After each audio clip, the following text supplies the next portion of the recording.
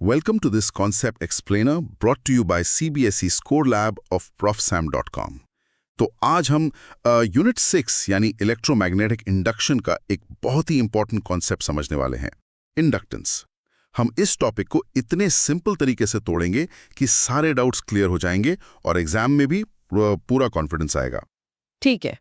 अच्छा, एक बात बताओ, कभी ये सोचा है कि जब हम किसी पुराने वाले पंखे का रेगुलेटर एकदम तेजी से बंद करते हैं तो स्विच के अंदर एक हल्की सी नीली चिंगारी, एक स्पार्क क्यों दिखती है? अरे हाँ, मैंने देखा है। मुझे तो हमेशा लगता था कि शायद स्विच में कोई खराबी है या कोई शॉर्ट सर्किट होने वाला है। नहीं, वो कोई खराबी नहीं है। तो फिर क्या है वो? वो फिजिक्स का एक लाइव डेमोन्स्ट्रेशन है, एक फिनोमेनॉन जिसे हम इंडक्टेंस कहते हैं। अच्छा। और सिर्फ यही नहीं, हमारे फोन का जो वायरलेस चार्जर है, जो बिना तार लगाए फोन चार्ज कर देता है, वो भी इसी प्रिंसिपल पर काम करता है। वायरलेस चार्जर भी?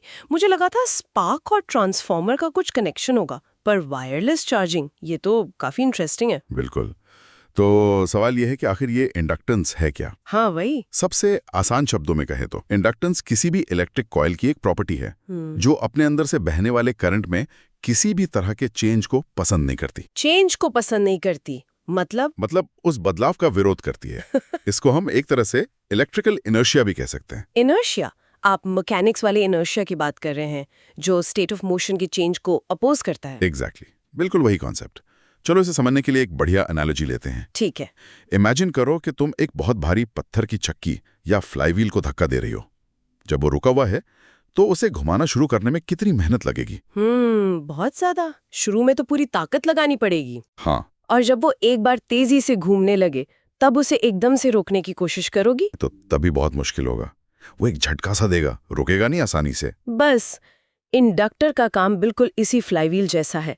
जब करंट 0 से बढ़ना शुरू होता है तो इंडक्टर उसे अचानक तेजी से बढ़ने नहीं देता। अच्छा। और जब करंट चल रहा हो और तुम उसे अचानक 0 करना चाहो तो इंडक्टर उसे एकदम से बंद भी नहीं होने देता। ओके, मतलब इंडक्टर को सडन चेंजेस बिल्कुल पसंद नहीं है, उसे स्टेबिलिटी पसंद है। परफेक्ट, बिल्कुल सही समझा। वो चाहता है कि करंट जैसा है वैसा ही रहे। तो ये ऑपोजिशन, ये विरोध, वो करता कैसे है? अच्छा सवाल है। जब भी करंट बदलने की कोशिश करता है तो कॉइल के अंदर एक बैक ईएमएफ यानी एक उल्टा वोल्टेज पैदा हो जाता है। Back EMF? हाँ, ऐसा इसलिए होता है क्योंकि बदलते हुए करंट से मैग्नेटिक फील्ड बदलता है, जिससे मैग्नेटिक फ्लक्स बदलता है। और फैराडेज लॉ के हिसाब से ये चेंजिंग फ्लक्स उसी कॉइल में एक ईएमएफ इंड्यूस कर देता है जो उस चेंज का ही विरोध करता है। तो इसका मतलब ये हुआ कि जब करंट कॉइल से फ्लो करता है तो एनर्जी एक मैग्नेटिक फील्ड के फॉर्म में स्टोर हो जाती है। और बिल्कुल सही पकड़ा। और जब हम करंट बदलते हैं तो हम उस स्टोर्ड एनर्जी को डिस्टर्ब कर रहे होते हैं, जिसे कॉइल अपोज करती है। क्या बात है! तो इसे एक तरह का मैग्नेटिक मोमेंटम कह सकते हैं। Fantastic, exactly the right word. तुम इसे मैग्नेटिक मोमेंटम ही समझो। करंट को चेंज करना उस मोमेंटम को चेंज करने जैसा है, और कॉइल को ये बदलाव बिल्कुल पसंद नहीं। चलो अब देखते हैं कि एग्जाम में लिखने के लिए एनसीईआरटी इस कॉन्सेप्ट को मैथमेटिकली कैसे डिफाइन करता है। ठीक है, मैं पढ़ती हूँ। सेक्शन 6.72 में लिखा है, the flux linkage through a coil of n turns is proportional to the current through the coil and is expressed as n phi b equals to li। और इंड्यूस्ड ईएमएफ के लिए फॉर्मूला है epsilon equals to -l di dt। Right. यहाँ पे ये flux linkage शब्द थोड़ा confusing है। ये नॉर्मल मैग्नेटिक फ्लक्स से अलग कैसे है? Good question. ये डाउट बहुत स्टूडेंट्स को होता है। चलो इसे स्टेप बाय स्टेप तोड़ते हैं। ठीक है। स्टेप 1, जब एक कॉइल में करंट I फ्लो करता है तो उसके चारों तरफ एक मैग्नेटिक फील्ड बनता है। ये तो क्लियर है? हाँ, ये तो हम जानते हैं। स्टेप 2, यही मैग्नेटिक फील्ड कॉइल के हर एक लूप से, मतलब हर एक टर्न से गुजरता है। एक सिंगल टर्न से जितना फील्ड गुजरता है उसे हम कहते हैं magnetic flux, phi b। Okay, एक टर्न से पास होने वाला फील्ड हुआ फ्लक्स। Got it. अब स्टेप 3, अगर कॉइल में एक टर्न नहीं बल्कि n टर्न्स हैं तो टोटल फ्लक्स जो पूरी कॉइल से जुड़ रहा है वो n गुना हो जाएगा, n टाइम्स phi b। अच्छा, इसी टोटल n phi b को हम एक स्पेशल नाम देते हैं फ्लक्स लिंकेज, लिंकेज। क्योंकि ये सारे टर्न्स के फ्लक्स को लिंक कर रहा है। अरे वाह! तो फ्लक्स एक टर्न के लिए और फ्लक्स लिंकेज पूरी n टर्न्स की कॉइल के लिए। बस n से मल्टीप्लाई कर दिया। ये तो सिंपल है। एग्जैक्टली। अब देखो, एक्सपेरिमेंट से ये पता चला कि ये टोटल फ्लक्स लिंकेज यानी N/B सीधा सीधा करंट I पर डिपेंड करता है। तो N/B is proportional to I, और जब हम फिजिक्स में प्रोपोर्शनैलिटी साइन हटाते हैं तो एक कांस्टेंट आता है। हाँ, एक कांस्टेंट आता है। यहां वो कांस्टेंट है L, और इसी L को हम कहते हैं self inductance of the coil. हाँ, तो हमारा फॉर्मूला बन गया N/B इक्वल्स टू Li। समझ गई। तो L ही इंडक्टेंस है हाँ, और ये कॉइल की अपनी फिक्स्ड प्रॉपर्टी है। करेक्ट। और अब आखिरी हिस्सा, जब ये करंट टाइम के साथ बदलता है यानी di/dt होता है तो फ्लक्स लिंकेज भी बदलता है। और फैराडेज लॉ क्या कहता है? कि चेंजिंग फ्लक्स हमेशा एक ईएमएफ इंड्यूस करता है। बिल्कुल। तो हमारा ईएमएफ का फॉर्मूला बन जाता है epsilon equals to -L di/dt, और ये माइनस साइन आता है लेंजेस लॉ से, जो कहता है कि इंड्यूस्ड ईएमएफ हमेशा उस चेंज को अपोज करेगा जिसने उसे पैदा किया है। Hope everything is clear so far. This concept explainer is from profsam.com, that is profsam.com। चलो इस फॉर्मूले को यूज करने के लिए एक छोटा सा न्यूमेरिकल करते हैं। ठीक है। मान लो एक इंडक्टर है जिसकी सेल्फ इंडक्टेंस है 0.5 हेनरी। उसमें बहने वाला करंट 0.1 सेकेंड में 2 एम्पियर से घटकर 0 एम्पियर हो जाता है। बताओ इंड्यूस्ड ईएमएफ कितना होगा? ओके, फॉर्मूला है epsilon equals to -L delta I delta T।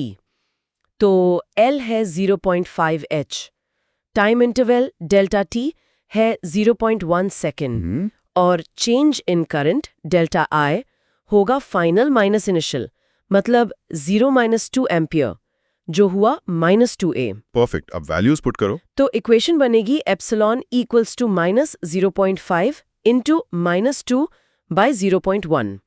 अच्छा, माइनस और माइनस प्लस हो जाएगा। 0.5 को 2 से मल्टीप्लाई करेंगे तो 1 आएगा, और 1 को 0.1 से डिवाइड करेंगे तो 10।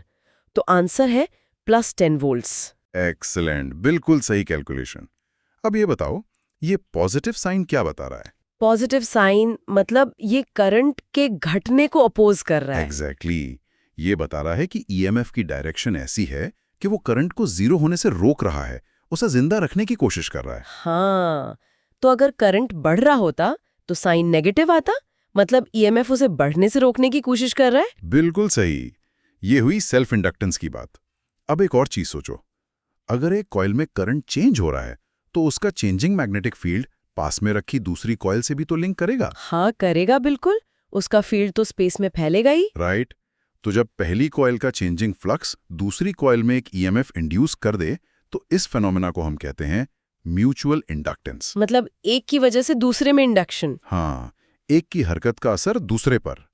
हमारे घरों के पास जो बड़े बड़े ट्रांसफॉर्मर्स लगे होते हैं वो इसी म्यूचुअल इंडक्टेंस के प्रिंसिपल पर काम करते हैं। ओह, इसीलिए ट्रांसफार्मर में 2 कॉइल्स होती हैं, एक प्राइमरी और एक सेकेंडरी, और उनमें कोई मूविंग पार्ट भी नहीं होता। सही पकड़ा। और ये इंडक्टिव्स का कॉन्सेप्ट अगले चैप्टर एसी सर्किट्स को समझने के लिए फाउंडेशन है, बहुत जरूरी है।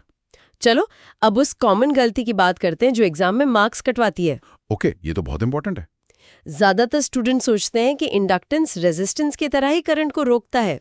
अपोज या विरोध शब्द सुनकर उनके दिमाग में रेजिस्टेंस आ जाता है। हाँ, ये तो नेचुरल कंफ्यूजन है। दोनों ही ओपोज कर रहे हैं तो लगता है कि एक जैसे ही होंगे। और यही सबसे बड़ा ट्रैप है। देखो, सही कॉन्सेप्ट यह है कि इंडक्टेंस सिर्फ और सिर्फ करंट के चेंज को यानी उसके बदलाव को ओपोज करता है। सिर्फ चेंज को? हाँ, अगर करंट स्टेडी बह रहा है, कांस्टेंट है, जैसे डीसी सर्किट में होता है, तो एक आइडियल इंडक्टर को उससे कोई प्रॉब्लम नहीं है।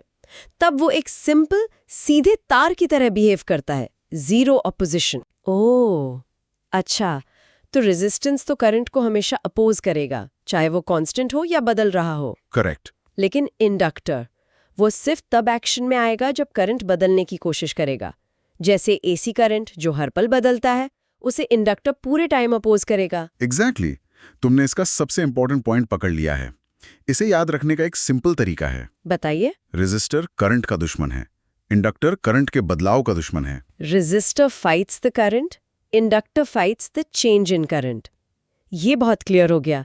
इलेक्ट्रिकल इनर्शिया का असली मतलब अब समझ आया। परफेक्ट। चलो अब इस कॉन्सेप्ट को हमेशा के लिए दिमाग में फिट करने के लिए कुछ मेमोरी एंकर्स देखते हैं। ठीक है। एक कैची फ्रेज है, एल लव्स आई स्टडी, यानी इंडक्टर एल को करंट आई स्टेडी मतलब स्थिर पसंद है, L loves I steady। हाँ, ये आसान है याद रखना। और इट फिजिकल जेस्चर।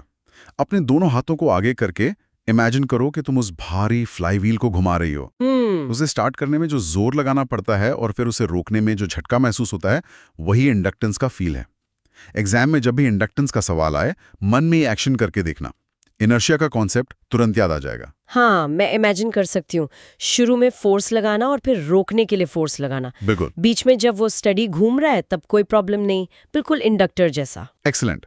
तो आज हमने जो कुछ भी सीखा उसे 3 की पॉइंट्स में समराइज करते हैं। यस। पॉइंट नंबर 1, इंडक्टेंस किसी भी कॉइल की वो प्रॉपर्टी है जो अपने अंदर करंट में होने वाले किसी भी चेंज को अपोज करती है।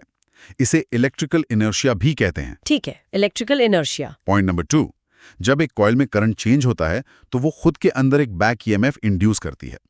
इस फेनोमेनन को सेल्फ इंडक्टेंस कहते हैं और इसका फॉर्मूला है E = -L di/dt। Okay, self inductance. And point number 3, जब एक कॉइल में चेंजिंग करंट की वजह से उसके पास रखी दूसरी कॉइल में ईएमएफ इंड्यूस होता है तो उसे म्यूचुअल इंडक्टेंस कहते हैं। ट्रांसफॉर्मर्स और वायरलेस चार्जर जैसे डिवाइसेस इसी प्रिंसिपल पर काम करते हैं। Right, mutual inductance. दोनों कॉन्सेप्ट्स अब बिल्कुल क्लियर हैं। 12th CBSE फिजिक्स, केमिस्ट्री और मैथ्स में मैक्सिमम मार्क्स लाने के लिए profsam.com पर विजिट करें। तो उम्मीद है इंडक्टेंस का कॉन्सेप्ट अब एकदम क्रिस्टल क्लियर हो गया होगा। हाँ, बिल्कुल। स्पार्क से लेकर वायरलेस चार्जर तक अब पूरी कहानी जुड़ गई है। Thank you. ग्रेट। अगली बार मिलेंगे एक नए कॉन्सेप्ट के साथ। Good bye. Good bye.